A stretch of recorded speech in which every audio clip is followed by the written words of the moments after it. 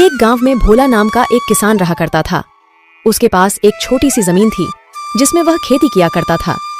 उसके पास जो कुछ भी था वह उससे संतुष्ट था। भोला के परिवार में उसकी पत्नी और 2 बच्चे थे।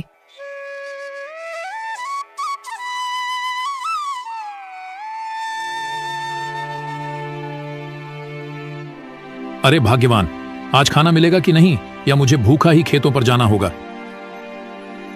जी बस बन गया है खाना, मैं अभी बांध देती हूँ। ठीक है, जब तक तुम खाना बांधो तब तक मैं गौशाला से बैल को ले आता हूँ।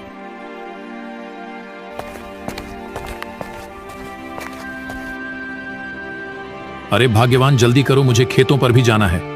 देर हो रही है, सूरज सर पर निकल चुका है। हाँ, यह लीजिए अपना खाना और समय निकालकर पूरा खाना खा लेना। कल इसमें 2 रोटी वापस आई थी।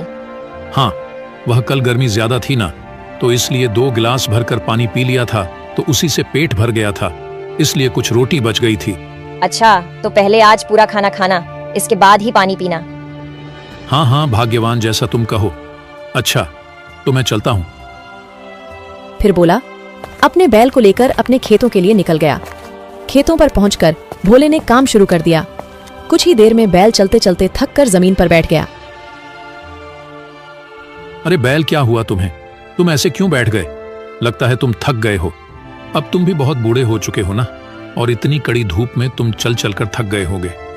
चलो कोई नहीं, तुम यहीं पर आराम करो, बाकी का खेत में जोत लेता हूँ। भोला अकेले ही खेत जोतने लगता है। खेत जोतने के बाद भोला अपने बैल को लेकर घर चला जाता है। राधा, आज खेतों पर हमारा बैल थक कर गिर गया था। अब उसकी खुराक पहले से और ज्यादा करनी होगी, वह बहुत कमजोर हो गया है। अजी, खुद के खाने का तो ढंग से ठिकाना नहीं है, अब इस बैल को कहाँ से खिलाए? आप इस बैल को बेच क्यों नहीं देते? वैसे भी अब ये बूढ़ा हो गया है, ये अब हमारे किस काम का? नहीं राधा, मैं इस बैल को नहीं बेचूंगा। मैंने छोटे से इसको अपने बेटे की तरह पाला है, यह भी हमारे परिवार की तरह है। अब यह बूढ़ा हो चुका है, तो इसकी इस स्थिति पर मैं इसको बेच दूं, ऐसा कभी नहीं हो सकता। ऐसे अगली सुबह फिर भोला खेतों पर अपने बैल के साथ निकल जाता है। भोला खेतों का सारा काम निपटा करके घर को जाता है। इसी गांव में एक जमींदार भी रहता था जो अपने खेतों की जुताई गांव के गरीब किसानों से करवाता था। उसके पास बहुत सारे खेत थे। हाल ही में उसने गांव से थोड़े से दूर एक खेत खरीदा था जिसकी उसे जुताई करवानी थी। अगली सुबह जमींदार भोले के खेतों के पास से गुजर रहा था। तभी वह भोले को खेतों में काम करते हुए देखता है। हीरा, बस थोड़े दिनों की और मेहनत है, एक बार हमारे खेत की जुताई हो जाए, फिर तुझे बस आराम ही आराम करना है।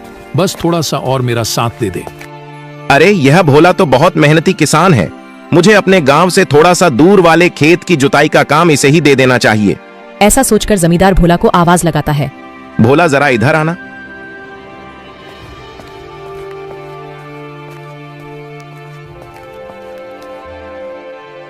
भोला, मुझे तुमसे कुछ काम है। अभी हाल ही में मैंने नया खेत खरीदा है जो गांव से थोड़ा सा दूर है। क्या तुम उस खेत की जुताई कर पाओगे? मैं तुम्हें इसके 3000 दूंगा। ठीक है जमींदार साहब जी, मैं आपका खेत जोत दूंगा। बताइए मुझे कब से आपका खेत जोतना होगा? तुम कल सुबह से ही खेत की जुताई पर लग जाना। इस तरह अगली सुबह भोला अपने बैल के साथ जमींदार के खेतों पर जुताई के लिए चला जाता है और वहां जुताई करता है। वहां की जमीन थोड़ी सख्त थी, इस वजह से भोला और उसकी बैल को ज्यादा मेहनत करनी पड़ रही थी। अरे ये जमीन तो बहुत सख्त है, बहुत मेहनत लग रही है इसकी जुताई में।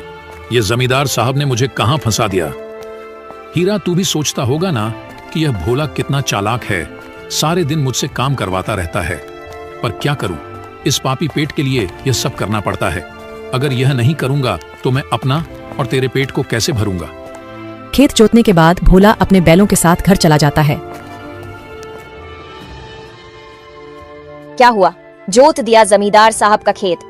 हाँ, आधा जोत दिया है और आधा रह गया है, कल तक पूरा हो जाएगा। चलिए अच्छा है, इससे कुछ पैसे तो आएंगे घर में। हाँ राधा, इस बार मैंने सोचा है कि जमींदार साहब के पास से जो पैसे आएंगे उससे मैं गौशाला की मरम्मत करवाऊंगा। गौशाला में जगह जगह से छेद हो गया है जिससे बारिश में छत से पानी टपकता है। हाँ ठीक है जी, आप अपनी गौशाला की सबसे पहले मरम्मत ही करवा लेना, हम बाद में अपनी देखेंगे। अगली सुबह भोला अपने बैल के साथ जमींदार के खेतों को जोत रहे थे कि तभी उनका हल खेतों में अटक जाता है। अरे यह हल कैसे अटक गया? आखिर क्या चीज है जो यहाँ इस हल को अटका रही है? भोला जब थोड़ी खुदाई करता है तो देखता है कि वहां तो एक पुराना संदूक है। भोला ने संदूक को बाहर निकाला और खोलकर देखा। उसमें बहुत सारे सोने के सिक्के थे। भोला यह देखकर बहुत खुश होता है और वह संदूक को लेकर अपने घर चला जाता है। जी इतने सारे सोने के सिक्के, ये तो बहुत ही सुंदर दिख रहे हैं। हम तो अमीर हो गए, अब हमें किसी चीज की कमी नहीं रहेगी। इन सोने के सिक्कों को बेचकर हम अपनी सारी जरूरतें पूरी कर सकेंगे। नहीं राधा, हम ऐसा नहीं कर सकते। ये सोना हमारा नहीं है, ये जमींदार साहब के खेतों से मिला है। ये जरूर हमसे पहले जो इस धरती पर राजा रहते थे, उन्हीं राजा महाराजा द्वारा छुपाया हुआ सोना होगा जो हमें मिला है। ये हमारा खजाना नहीं है, ये सरकारी खजाना है। इसे हमें सरकार को देना होगा। आप बनते रहिए दानी। अगर आप ऐसे ही दानी बनते रहे ना, तो आप जिंदगी में कभी अमीर नहीं बन पाएंगे। जिंदगी भर यूं खेती बाड़ी करते रहना और यह सूखी दाल रोटी खाते रहना। राधा, बेईमानी के पैसे से तो अच्छा यह दाल रोटी ही है, जो कम से कम इसे खाकर हमें अच्छे से नींद तो आती है। अगर बेईमानी के पैसे की खाएंगे तो क्या भाला हमें नींद आ पाएगी? और तुम इस बात को हमेशा याद रखना, बेईमानी का पैसा कभी भी नहीं फलता। यह खजाना सरकार का है, इस खजाने पर केवल सरकार का हक है। मैं कल ही इसे जमींदार जी को देकर आऊंगा। लो कर लो बात, हाथ को आए मगर मुंह नहीं लगे। अगली सुबह भोला संदूक को लेकर जमींदार के पास जाता है और जमींदार को सारी बात बताता है। जमींदार भोला से बहुत खुश होते हैं। वाह भोला, तुमने आज साबित कर दिया कि तुम सच में बहुत ईमानदार किसान हो। मैं तुम्हारी ईमानदारी से बहुत खुश हुआ। इस खजाने पर सरकार का हक है, इसे मैं सरकारी खजाने में जमा करवा दूंगा। और हाँ, तुम्हारी इस ईमानदारी का मैं उनसे इनाम भी दिलवाऊंगा। और भोला, यह लो मेरे खेत को जोतने के पैसे।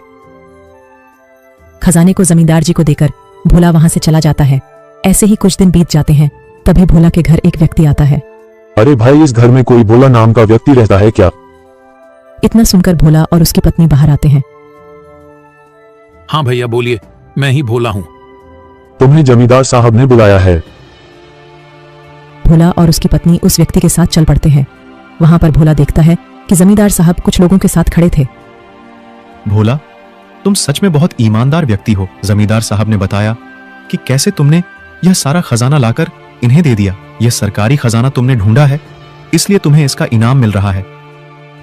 यह लोग कुछ सोने के सिक्के, इससे तुम्हारा जीवन अच्छा सुधर जाएगा। यह तुम्हारी ईमानदारी का और सरकारी खजाने को ढूंढने का इनाम है। भोला उन सिक्कों को लेकर घर आ जाता है। जी आपने सही कहा था, बेईमानी का पैसा कभी नहीं फलता है, लेकिन ईमानदारी का पैसा जरूर फलता है। आपकी ईमानदारी की वजह से आज हमें इतने सारे पैसे मिले हैं। सच में आपको पाकर मेरा जीवन धन्य हो गया है। उन पैसों से भोले ने अपनी झोपड़ी को हटाकर एक सुंदर सा घर बनवाया। ऐसे कुछ महीने बीत जाने के बाद भोले की फसल भी अच्छी पककर तैयार हो गई। भोले ने सारी फसलों की कटाई की और उन फसलों को बेचकर काफी अच्छा मुनाफा कमाया। अब भोले का नाम गांव के अमीर परिवारों में आता था। अपनी मेहनत और ईमानदारी की वजह से भोले ने वह सब कुछ हासिल किया जो एक अच्छा जीवन व्यापन करने के लिए जरूरी है।